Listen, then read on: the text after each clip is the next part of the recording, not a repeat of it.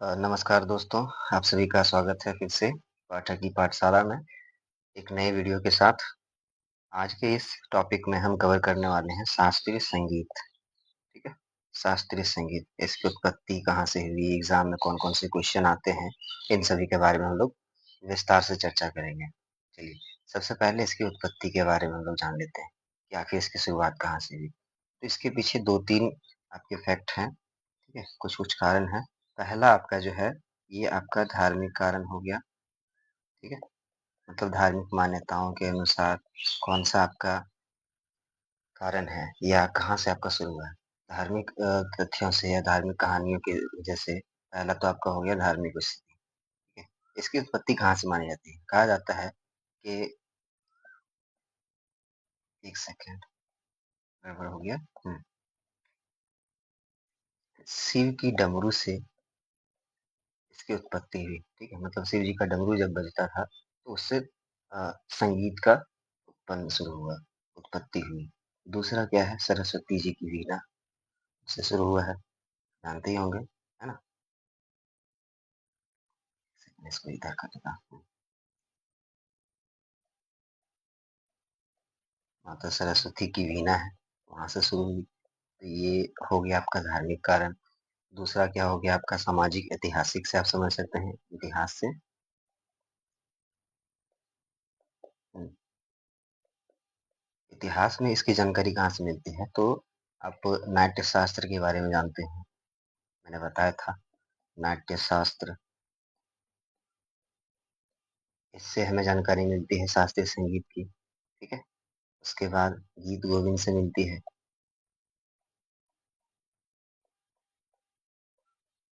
गीत गोविंद और एक है संगीत रत्नाकर, संगीत रत्नाकर।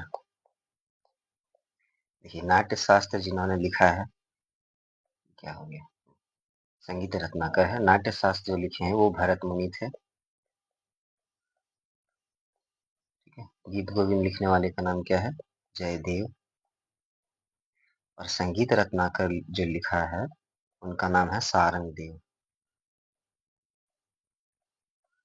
ये 3 इतिहासकार हैं, क्या बोलते हैं पुरुष हैं जिन्होंने 3 पुस्तक लिखी। इससे हमें जानकारी मिलती है संगीत की, नृत्य की, नाटकों की, कहानियों की, विद्याओं की, ठीक है?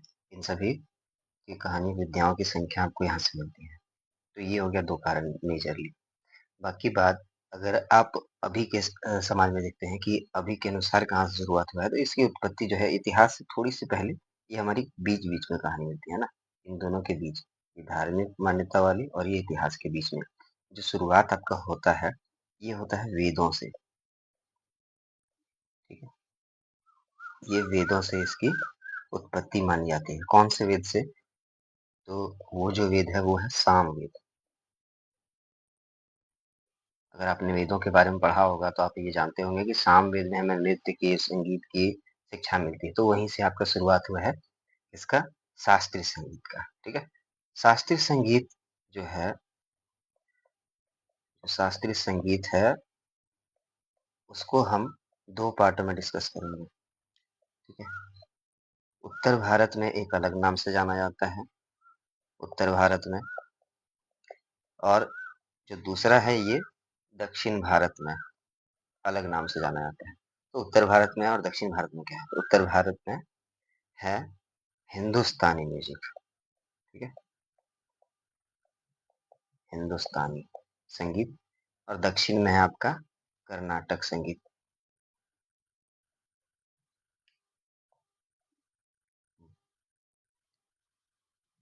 कर्नाटका संगीत, ठीक है? ये उत्पत्ति हो गई। आपने जान लिया कि कहाँ से शुरुआत हुआ है, इसकी उत्पत्ति का सिद्धांत कहाँ से है। तो पहला धार्मिक कारण आपका हो गया, शिव जी के डमरू से जो आवाज़ निकली, उससे माता सरस्वती की वीणा से जो आवाज़ निकली है, जो स्वर निकले हैं, वो उससे आपका उत्पत्ति होता है किसका? तो ये संगीत का, ठीक है? इतिहास से आपको जानकारी मिलती कहाँ से? तो वेदों से इसका जो प्रारंभ हुआ है, इसका शुरुआत हुआ है वेदों से। और वेद में भी कौन-सा वेद है? सामवेद। सामवेद से आपका इतिहास का ये संगीत का शुरुआत होता है। उससे अगर आप बाद में जाएँगे, इतिहास में जाएँगे तो प्राचीन सभ्यता में आपका नाट्य शास्त्र लिखा गया भरत मुनि के द्वारा, वहाँ से है, ठीक है? गीत गोविंद है जयदेव की, रत्नाकर, ये सारंगदेव है, ये उत्पत्ति का सिद्धांत भी हो गया और ये जो आपको जानकारी मिलती है, ये इसका स्रोत भी हो गया, ठीक है? तो ओरिजिन और स्रोत आप दोनों देख चुके हैं। चलिए, अब आगे बढ़ते हैं। पहला जो हमारा है हिंदुस्तानी संगीत, इसके बारे में पढ़ते हैं, ठीक है? हिंदुस्तानी संगीत, इसकी शुरुआत कहाँ से होती है? तो इसकी शुरुआत आपको वैदिक काल से होती है, सामवेद से शुरू होता है और उसके बाद धीरे-धीरे ये आगे बढ़ती है इतिहास में, ठीक है? और इसका जो इतिहास है ना, ये 6000 साल से पुराना है, जो मैंने भी बताया, अब धार्मिक कारण भी आपको तुरंत बताई। उसके बाद आपको वेदों के बारे में बताया कि वैदिक ग्रंथों से इसकी जानकारी मिलती थी, ये भी आपका लिखा हुआ है। और प्रचलित कहाँ है? तो ये उत्तर भारत में प्रचलित है। देखिए, मैंने बताया था कि उत्तर भारत में आपका प्रचलित है कौन-सा? हिंदुस्तानी संगीत, है ना?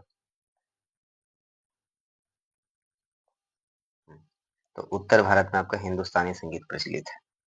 ये कैसा शैली है? तो ये भारतीय तथा पारसी शैली का मिश्रण है। क्यों मिश्रण है? क्योंकि जब पुरातन काल में यानी कि जब प्रागैतिहासिक काल था या ऐतिहासिक काल था, हिस्ट्री जब आप पढ़ेंगे तो ये आपको 3 काल बताया जाएगा। तो ऐतिहासिक काल में जब आपका जनपद चल रहा था या प्राचीन इतिहास का जो समय था, जहाँ पे आपके राजा-महाराजे शासन करते थे, चोलों का शासन था, अ, गुप्त साम्राज्य था, मौर्य था, उस समय के शासनकाल में आपका वेदों से उत्पत्ति माना जाता, वेदों से ही पढ़ा जाता था और उसकी उत्पत्ति थी। लेकिन बाद में जैसे-जैसे मध्यकालीन भारत आया, तो यहाँ पे क्या था कि पारस से जो लोग आए थे, ठीक है? जो इस्लामिक यहाँ पे हमला हुआ, आक्रमण हुआ, उसके तहत वहाँ से शुरू होता है। तो दिल्ली सल्तनत आपका सबसे पहला जो आपका हमला किया था मोहम्मद गौरी, ठीक है? वहाँ से शुरू होता है। वैसे तो सबसे पहले मोहम्मद बिन कासिम से शुरुआत होता है, फिर धीरे-धीरे आपका आगे आता है ना? चलिए, तो ये दिल्ली सल्तनत जब शुरुआत हुआ था, तो उस समय एक अमीर खुसरो नाम के व्यक्ति हुए, जिनका हाथ इसमें जाता है हिंदुस्तानी संगीत को आगे बढ़ाने में, ठीक है? इनका बहुत बड़ा हाथ जाता है इसको आगे बढ़ाने में। इनका जो शासनकाल था 1213 से 33 1233 से 1325 तक क्या था, तो ये जो हिंदुस्तानी संगीत है इसको आगे बढ़ाने के पीछे अमीर खुसरो जी बहुत प्रयास किए। इन्होंने क्या था अमीर खुसरो जी तो ये तबला के भी आविष्कारक माने जाते हैं और सितार के भी आविष्कारक माने जाते हैं, ठीक है? तबला और सितार के आविष्कारक माने जाते हैं, यानी कि इन्होंने ही इसको बनाया है। एक चलिए तो हिंदुस्तानी संगीत के बारे में आपने जान लिए कि इसमें क्या था मुस्लिम सभ्यता का भी प्रसार-प्रसार था। इसीलिए यहाँ पे जो आप देख रहे हैं ये फारसी शैली का भी इसमें संगीत का मिश्रण है। ये हुआ हिंदुस्तानी संगीत जो आपका उत्तर भारत में प्रसिद्ध है। चलिए, यही बात आपको इंग्लिश में भी यहाँ पे है। जो इंग्लिश मीडियम वाले हैं, वो देख सकते हैं। हिंदुस्तानी संगीत क्या होता है? ये घराना बेसिस पे होता है, ठीक है? अब ये घराना क्या है? तो आगे की वीडियो में मैं घराने के बारे में ही बताने वाला हूँ। घराना बेसिकली समझ लीजिए कि संगीत का जो कुछ विद्या है, किसी खास प्रकार की जो शिक्षा होती है, वो एक घराने से दी जाती है, ठीक है? एक घराने में क्या होती है, एक विशिष्ट संगीत की विद्या से संबंधित होता है। जैसे अभी मान लीजिए मैं कुछ बता रहा हूँ, एक ध्रुपद होता है, ठीक है? ध्रुपद हो गया, ख़याल हो गया, तराना हो गया, ये सारे आपके हिंदुस्तानी संगीत के ही पार्ट हैं। तो किसी घराने में मान लीजिए ध्रुपद गाया जा रहा है, ख़याल गाया जा रहा है या तराना गाया जा रहा है, तो एक विधा से संबंधित है और वो जब अपने वंशानुगत सभ्यता से जुड़ा होता है, कि वो अपने शिष्यों को बताएँ, अपने वंश में आगे चल के बताने को शुरू करें कि ये ज्ञान मैं दे रहा हूँ, आगे चल के इसको और प्रसार-प्रसार करना, तो इस संगीत विद्या को क्या किया जाता है, आगे की ओर प्रसारित किया जाता है। गुरु से शिष्य को ये सिखाया जाता है ताकि शिष्य भी इसको आगे बढ़ाते रहे। तो गुरु शिष्य परंपरा से जुड़ा होता है। क्या? घराना। घराना जो होता है ये गुरु शिष्य परंपरा से जुड़ा होता है, जिससे गुरु जी क्या करते हैं, संगीत की विद्या और ज्ञान को उसी घराने के शिष्यों को हस्तांतरित करते हैं या फिर सिखाते हैं। जो आगे चल के अपने शिष्यों को सिखाते हैं। ये हिंदुस्तानी संगीत हो गया, ठीक है? ये इंग्लिश हो गया। चलिए, यहाँ पे अब 3 शैलियाँ हैं।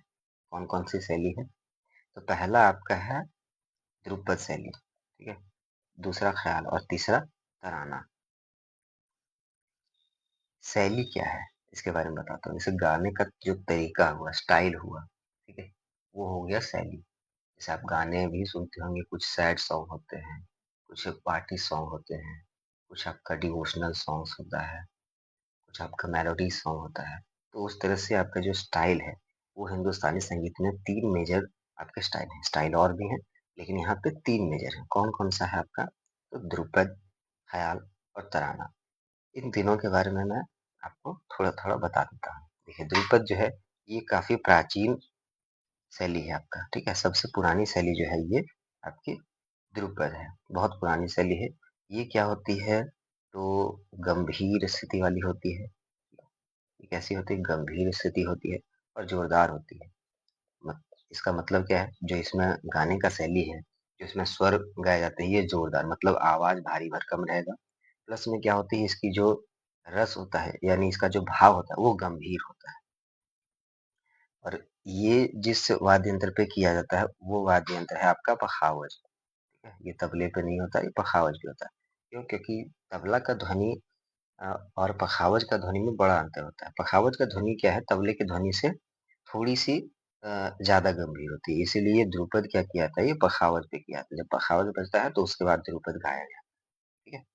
ध्रुपद गाने के साथ गाया जाता है। इसमें ताल और लय के साथ रचना प्रस्तुत की जाती है। अब ताल और लय क्या है? तो लय समझिए कि एक जैसा चलना, ठीक है? अगर हम मान लेते हैं 1 किलोमीटर है, 1 किलोमीटर पर आवर की स्पीड से चल रहे हैं पैदल, और अगले 2 घंटे में भी वही स्पीड से चल रहे हैं, तो ये क्या हो गया? ये लय हो गया, क्योंकि हम 1 किलोमीटर प्रति घंटे की रफ्तार से चल रहे हैं, ये हमारा लय हो गया। उसी तरह से संगीत में क्या होती है कि एक स्पीड से अगर गा रहे हैं, तो वही क्या हो गया? लय हो गया, ठीक है? एक स्पीड से अगर गा रहे हैं, तो वो लय हो गया, और वही जो लय है, वो धीरे-धीरे आपका क्या बनता है? तो ताल बन जाता है। हाँ, ये जो लय और ताल है, इसके अनुसार चलते रहना है, ठीक है? फिर इसमें 3 स्थिति होती है, ये जो लय है, ये 3 तरह की होती है। कौन-कौन सी तरह की होती है? तो एक होता है आपका विलंबित, ठीक है? कौन-सा होता है? विलंबित।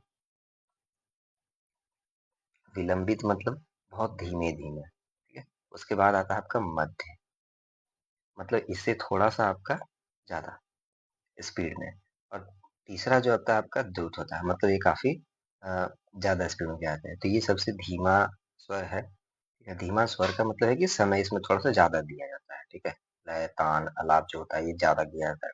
मध्य हो गया, थोड़ा-सा इसमें जल्दी किया जाएगा, इसका दोगुना समझिए कि इसका क्या होता है, दोगुना स्पीड होता है इससे, विलंबित से, ठीक है?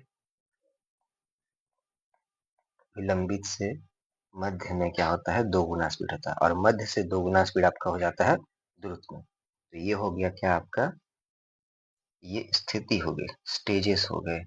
जो लय का स्टेज है, ये 3 स्टेजेस हैं। तो ध्रुपद आप समझ गए, ध्रुपद क्या होता है? ये सबसे प्राचीन शैली है। इसमें जो गाने का तरीका है, वो काफ़ी गंभीर है। प्लस पखावज इंस्ट्रूमेंट पे ये किया जाता है, पखावज बजता है तो उसके बाद क्या होता है, आवाज़ काफ़ी ज़ोरदार होता है। लय इसमें 3 तरह के होते हैं, विलंबित, मध्य और द्रुत। मतलब धीमे-धीमे चलना है, फिर उससे दोगुना, और उसके बाद उससे ज़्यादा दोगुना, ठीक है? चलिए, मैं इतना मिटाता हूँ, और थोड़े से आपको ध्रुपद के जो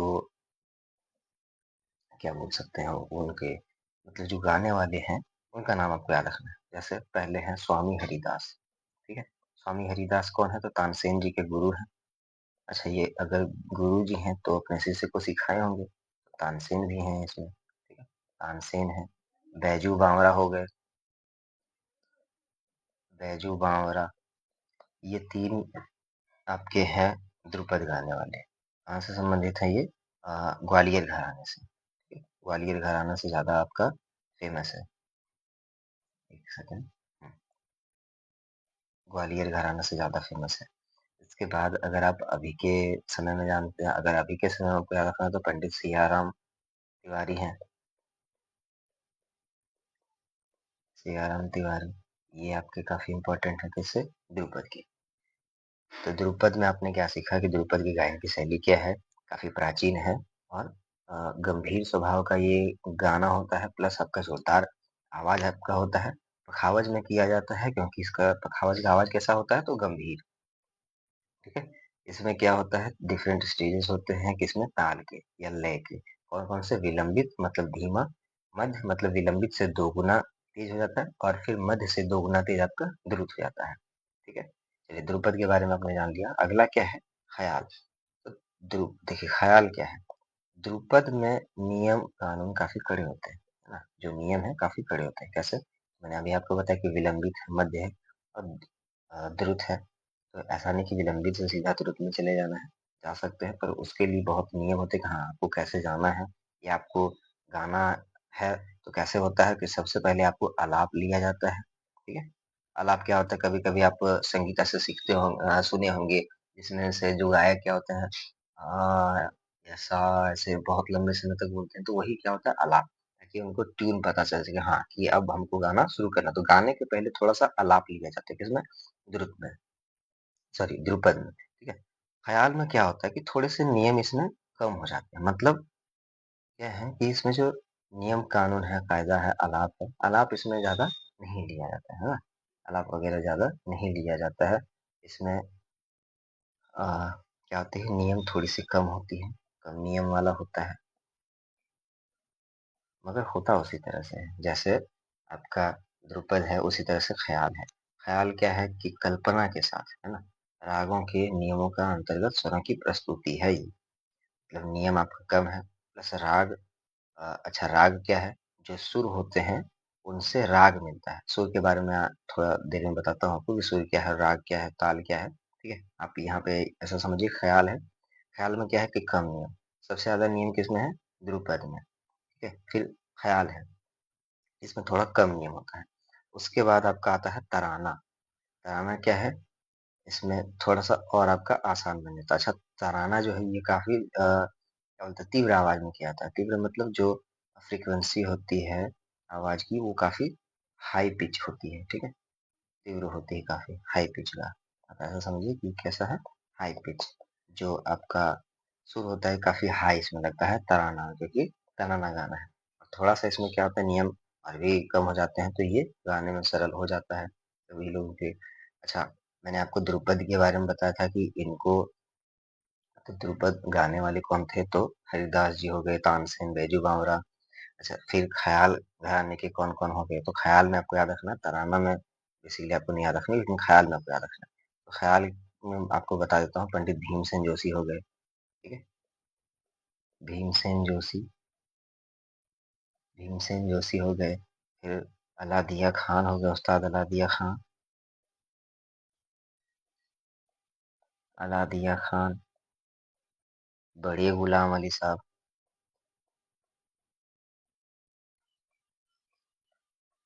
ये सब आपके कौन हो गए? सेकंड बड़े गुलाम अली, ठीक है? ये कौन हो गए? ये आपके ख़याल के घराने के हो गए। ये सब जो है आपके ख़याल घराने के हैं, ये तीनों, ठीक है? तराना में आपको नाम बेसिकली याद नहीं रखना है। चलिए अब आगे बढ़ते हैं, ठीक है? अच्छा 1 सेकंड आपको सुर के बारे में बताना रह गया ना? चलिए सुर के बारे में बता देता हूँ। सुर क्या है? जो संगीत के सुर होते हैं, ठीक है? ये कितने हैं? 7 हैं, 7 सुर हैं।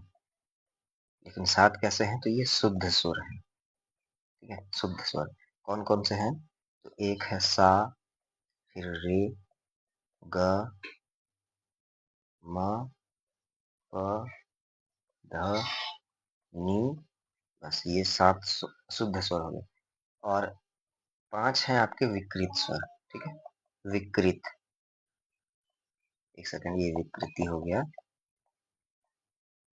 हुँ, विकृत स्वर है,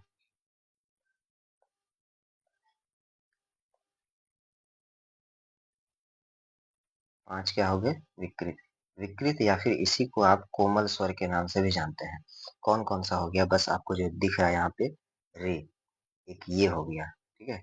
ग, ये हो गया, म हो गया, ध हो गया और नी हो गया, ये सारे आपके विकृत स्वर हैं। विकृत क्या होता है? कोमल स्वर, मतलब ये आपके बदल सकते हैं। और दो जो है आपके, ये कभी आपके चेंज नहीं होते हैं। जो एक सा हो गया और एक पा हो गया, ये अचल स्वर है, ठीक है, अचल, इसको बोलते हैं अचल स्वर। और जो ये बाकी हैं विकृत स्वर कौन से हैं? तो विकृत में आपका रे हो गया, ग हो गया, म हो गया, ध हो गया और नी हो गया, ये विकृत स्वर हैं। ये हैं आपके चल स्वर। चल और अचल, इतना मैं आपको पता ही होगा। चल मतलब क्या होता है? चलना, तो मतलब अपने स्टेट को बदल लेते हैं, ठीक है। जो शुद्ध स्वर है ये कोमल भी हो जाते हैं या थोड़े से विकृत हो जाते हैं, मतलब इनका रूप चेंज हो जाता है। और अचल क्या है? तो अचल दो है, सा और प, इनका रूप चेंज नहीं होता। यहाँ 7 और 5 जो चेंज कर लेते हैं, तो 7 और 5 कितने हो गए? टोटल 12। तो टोटल स्वरों की संख्या कितनी हो गई? 12, ठीक है।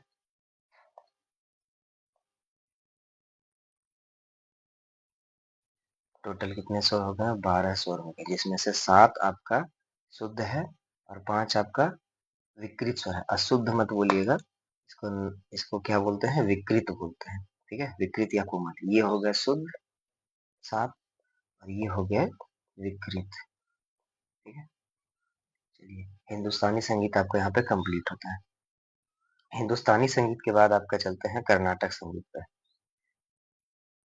कर्नाटक संगीत देखिए, हिंदुस्तानी संगीत कहाँ था? उत्तर भारत में फेमस था, और कर्नाटक संगीत आपका दक्षिण भारत में फेमस है।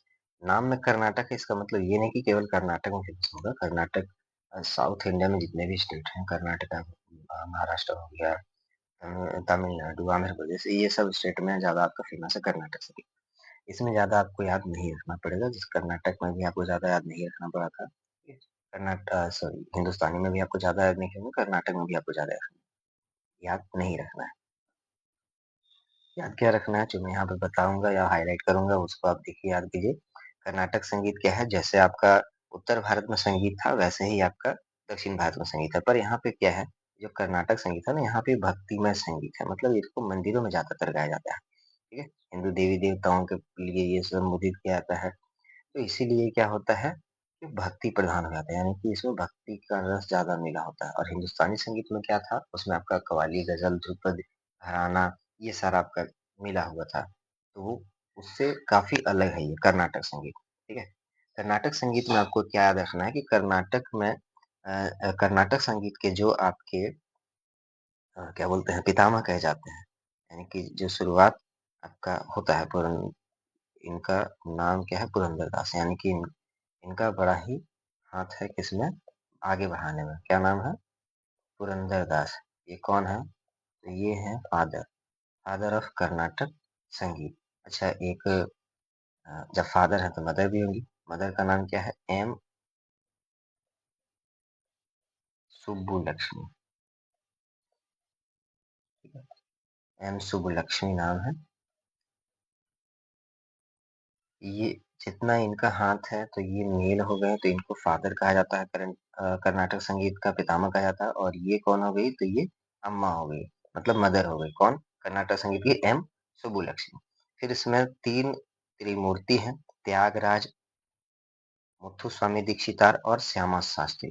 तो त्रिमूर्ति को आप कैसे याद रख सकते हैं कि जो इसके त्रिमूर्ति हैं, जो इसके त्रिरत्न है, ठीक है, त्रिमूर्ति, इनको आप याद रख सकते हैं। एक शॉर्ट फॉर्मूला है क्या? एम पी एस, ठीक है। एम से क्या? तो मुथु स्वामी दीक्षितार, टी से त्यागराज और एस से श्यामा शास्त्री। तो त्रिमूर्ति एम टी एस, ठीक है। बाकी पुरंदरदास पिता हो गए और एम सुब्बुलक्ष्मी क्या होगी? अम्मा हो गई। ये कैसा है? तो ये भक्ति रस से प्रेरित होता है, मतलब भक्ति समर्पित होता है, ठीक है। इसलिए इसमें क्या होती है? भक्ति रस की प्रधानता होती है, मंदिरों में ज्यादा गाया जाता है। तो ये कर्नाटक संगीत हो गया आपका, ठीक है। हाँ, अब कर्नाटक संगीत में आपको क्या रखना है वो मैं बताता हूँ। जैसे कर्नाटक संगीत में आपने इतना देखा कि कौन पितामह हो गए, कौन माता हो गई, त्रिमूर्ति कौन हो गए, एमटीएस, ठीक है, मंदिरों में गाया जाता है। अब यहाँ पे आपका शैली बता देते हैं, कर्नाटक का शैली, जो स्टाइल्स है आपका, ठीक है, जो स्टाइल है आपका, शैली है कर्नाटक संगीत का, वो कौन कौन से हैं, ये मैं आपको शॉर्ट फॉर्म में बताता हूँ। जब आप कर्नाटक संगीत सीखने के लिए जाएँगे, सबसे पहले आपको गीत गीत सिखाया जाएगा, गीतम, ठीक है? ये नौसिखियों को सिखाया जाता है जो पहले-पहले सीखते हैं गीतम। अच्छा, गीत गाने के बाद क्या किया जाएगा? बोलेंगे आपको, "चलिए सो जाइए थोड़ी देर के लिए", तो सुला देंगे। पहले आप सीखने के लिए गए, गीत आपको सिखाएँ, फिर बोले सो जाओ। सोने के बाद जैसे उठोगे वैसे अब तुमको कीर्तन करना होगा। कहाँ पे? मंदिरों में, तो कीर्तन करेंगे। सोने के बाद उठेंगे, कीर्तन करेंगे। कीर्तन करते-करते क्या होगा, हमको फिर वो जो भजन का जो लाइन होगा वो हमको मिलेगा तो उसको क्या बोलते हैं? कृति बोलते हैं। भजन के लाइन को क्या बोलते हैं? कृति, ठीक है? कृति। क्या हुआ, गीत पहले सीखे, फिर सो गए। सोने के बाद मंदिर में कीर्तन किए। कीर्तन के बाद कृति मिला, ठीक है? कम से कम इतना आपको याद रखना चाहिए 4 स्टेजेस। कौन-सा? गीतम, सुलावी, कीर्तनम, कृति। मतलब सबसे पहला स्टेज क्या है? गीतम। सबसे पहला यही सिखलाया जाता है। इसके बाद आपका आता है स्वराजाति, ठीक है? स्वराजाति या जाति स्वरम, स्वराजाति या जाति स्वरम। ये क्या है? जाति स्वरम। ये है आपका, ठीक है? ये आपका है एक जैसे सुर, मतलब एक ही जाति के जो सुर हैं, वो हैं। 11 मैं यहाँ पे लिखूँगा, 10-11, लेकिन आपको उतना याद नहीं रखना जितना मैंने आप यहाँ पे लाइन खींचा है, कम से कम इतना आपको याद रखना चाहिए। बाकी बाद आप देख लीजिए, स्वराजाति, जाति स्वरम एक शब्द हुए। उसके बाद क्या आता है? तो वर्णम होता है, फिर आपका पदमम आता है, वर्ण के बाद पद्म, फिर पदम के बाद क्या आता है? ज्वाली, ठीक है? ज्वाली, फिर तिल्लाना, तिल्लाना के बाद पल्लवी, और फिर आखिर में आपका तनम। ये हो गया आपका कर्नाटक शैली, कर्नाटक संगीत का शैली हो गया। तो कर्नाटक संगीत आपका यहाँ पर खत्म होता है। आगे बढ़ते हैं, आगे क्या है? तो उप शास्त्रीय संगीत, ठीक है? सेमी क्लासिकल इसको बोलते हैं, मतलब शास्त्रीय संगीत की तुलना में थोड़ा सा इसमें कम क्या होती है? आसान होता है, गाने में कम नियम कानून होता है। इसका चलते हैं आगे क्या है? उप शास्त्रीय संगीत, ये हम लोग समझ लेते हैं। तो उप शास्त्रीय संगीत वैसे संगीत हैं जिसको कम शक्ति के साथ किया जाता है। जैसे मैंने आपको बताया कि इसमें क्या होता है? शक्ति कम होता है, ठीक है? जो स्वर होते हैं वो राग के नियम के अनुसार वो चलते हैं। बाकी इसको क्या मिलती है? थोड़ी-सी छूट। कैसे? तो जो राग है, ताल है और लय है, इसके बारे में मैंने आपको बताई, थोड़ी ज़्यादा मधुर हो जाती है। लेकिन नियम इसमें थोड़ा कम होता है तो मधुर कम हो जाता है। अब इसमें याद है आपको क्या रखना है कि उपशास्त्रीय संगीत के कौन-कौन से स्टाइल हैं। तो उपशास्त्रीय संगीत के स्टाइल यहाँ पे आपको देखिए, ठुमरी है, टप्पा है, दादरा है, कजरी है और चैती आदि है। तो ये सारे उपशास्त्रीय संगीत के क्या हो गए? स्टाइल्स हो गए। ये आपका उपशास्त्रीय संगीत खत्म होता है, ठीक है? ज़्यादा संगीत में है ही नहीं इसमें। चलिए अगला क्या है? सुगम संगीत। सुगम से ही आप समझ रहे हैं, सुगम क्या है? लाइट म्यूजिक, यानी कि सीखने में और आसानी। सुगम संगीत। तो सुगम संगीत का उपयोग कहाँ-कहाँ पे किया जाता है? ये आप समझिए। सुगम संगीत वैसा संगीत है जो आसानी से, सहजता से सीखा जा सकता है, बजाया जा सकता है, ठीक है? उसको नियम कानून ज़्यादा नहीं बाँधा जाता है। ये लोकप्रिय है क्योंकि सुगम संगीत है, सभी लोग आसानी से सीख सकते हैं, सुनने में अच्छा लगता है, इसीलिए ज़्यादातर ये लोग यही सुनते हैं, ठीक है? सुगम संगीत में क्या आता है? तो लोक संगीत हुआ, सिनेमा का जो सिनेमा में जो आपके संगीत होते हैं, वो आपके आते हैं इसमें लोक संगीत में। गज़ल आपने सुना होगा, भक्ति गीत सुनी होगी, कव्वाली हो गया, पॉप सॉन्ग हो गया, ठीक है? रवींद्र संगीत हो गया, ये सारा आपका क्या है? सुगम संगीत का, ठीक है? Folk music, music in cinema, ghazal, bhajan, qawwali, pop music और रवींद्र संगीत, ये सारे आपके सुगम संगीत के प्रकार हैं। अब आखिरी है क्या? देखिए, इतना आपने याद रखा तो एक चीज़ आपको क्या देखनी है कि सुगम संगीत के जो आपके स्टाइल्स हैं, उसको कुछ-कुछ याद रखना है कि कौन-कौन से स्टेट में आपका फ़ेमस है, ठीक है? तो ये कुछ-कुछ आपको यहाँ पे मैंने लिस्ट दे दिया है। इसको एक बार आप ज़रूर देखिएगा, वीडियो खत्म होने के बाद नोट कीजिएगा इसको, ठीक है? कौन-सा है? तो रसिया गीत, ये कहाँ पे किया जाता है? उत्तर प्रदेश में। फिर है आल्हान, कहाँ पे? उत्तर प्रदेश। होरी, होली खेलते हैं तो उसमें, उत्तर प्रदेश। सोहर हो गया, सोहर क्या हो गया? ये बच्चे का जब जन्म होता है, ठीक है? जब बच्चे का जन्म होता है तो उस समय गाया जाता है। क्या? सोहर, ठीक है? पंखिड़ा, चैती, कजरी। चैती, कजरी के बारे में मैंने आपको 2 दफ़ा बताया है। कहाँ पे? एक आपका लोक संगीत में बताया है। 1 मिनट, हाँ, लोक संगीत तो अभी ही है। हाँ, एक आपका फेस्टिवल में बताया है, दूसरा आपको लोक नृत्य में बताया है ना? चैती और कजरी। बसंत गीत हो गया। शुकर के बिया, भोजपुरी गीत ये है सारा। और कौन-कौन से हैं तो टप्पा, लोटिया, तीज, पंडवानी इसके बारे में मैंने पहले बताया है ना? सकुना खार हो गया, घसियारी गीत गढ़वाल में, बसंत बसंती बसंत में गाया जाता है, बारहमासा, लमन, छकरी, भाखा, पुआड़ा, पुआड़ा के बारे में मैंने बताया है लोक नृत्य में, ठीक है? मंडोक हो गया, बुर्रा कथा हो गया आंध्र प्रदेश का, भूता गीत, जो भूता कोला था वही केरल में, दसकठिया, बिहू गीत, साई कुत्ती, चाई हिया, लाई हरोबा त्योहार का गीत जो है, ये सारा आपका कहाँ पे है? सुगम संगीत का प्रकार है। चलिए, ये आखिर यहाँ पे खत्म होता है।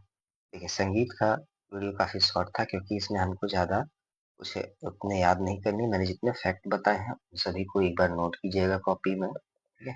ये काफ़ी इम्पोर्टेंट है, यहाँ से आपका क्वेश्चन आता है। खास तौर से जो मैंने आपको नेम नोट करवाए हैं, जो भी आपको नाम बताया है, उसको याद कीजिएगा। अगर आपको इसमें कुछ लिखा हुआ बाद में नहीं दिखा, तो जब मैं लिख रहा होऊँगा या जब मैंने लिखा होगा अगर उसको मिटाया होगा तो आप वीडियो में पीछे जा कर के उसको नोट कर लीजिएगा, तो याद रहेगा, ठीक है? पहला नेम हो गया, दूसरा क्या हो गया, दूसरा जो स्टाइल्स मैंने आपको बताए हैं, जो इसकी शैलियाँ हैं, वो आपको याद रखनी है। हिंदुस्तानी संगीत की शैलियाँ ध्रुपद हो गया, ख़याल हो गया, तराना हो गया, ये याद रखना है, ठीक है? कौन से घराना है, तो ध्रुपद का घराना था ग्वालियर, ख़याल का भी घराना है। खैर घराना के बारे में अगली वीडियो में हम लोग जानेंगे। यहाँ पे आपको जो नाम बताया वो याद रखना है, स्टाइल्स याद रखना है। हाँ, मैंने कुछ बुक्स का नाम बताया कि कौन-कौन से बुक से हमको जानकारी मिलती है, तो वो आपको याद रखनी है। कहाँ से शुरुआत हुआ तो वेदों से शुरुआत हुआ, सामवेद हो गया, नाट्य शास्त्र, गीत गोविंद, संगीत रत्नाकर, ये सारे आपके क्या हैं? तो बुक्स हैं, ठीक है? इन सभी को आपको याद करना है। पीडीएफ के लिए आपको टेलीग्राम चैनल में जाना है, उसका लिंक आपको वीडियो के डिस्क्रिप्शन बॉक्स में आपको मिल जाएगा, तो वहाँ पे आप जा कर के चेक कर सकते हैं, ठीक है? तो मिलते हैं अगली वीडियो में। अगली वीडियो में हम लोग जो टॉपिक कवर करेंगे ये होगा घराना का। तो आज के लिए इतना ही। आई होप आप सभी को समझ में आया होगा अच्छे से। नहीं समझ में आया होगा तो बताइएगा, ठीक है? और अगर अच्छा लगा वीडियो तो फिर आप इसको शेयर कीजिए, आगे बढ़ाइए और जिनको चाहिए मदद, उनको मदद कीजिए। आप खुद भी पढ़िए, ठीक है? और दूसरों को पढ़ने में भी मदद कीजिए। चलिए, और एग्ज़ाम की तैयारी में लगे रहिए। मैं आपका इसी तरह से आगे टॉपिक कवर करता रहूँगा एक-एक करके, ठीक है? चलिए, तो फिर आप सभी का धन्यवाद। मिलते हैं अगली वीडियो में।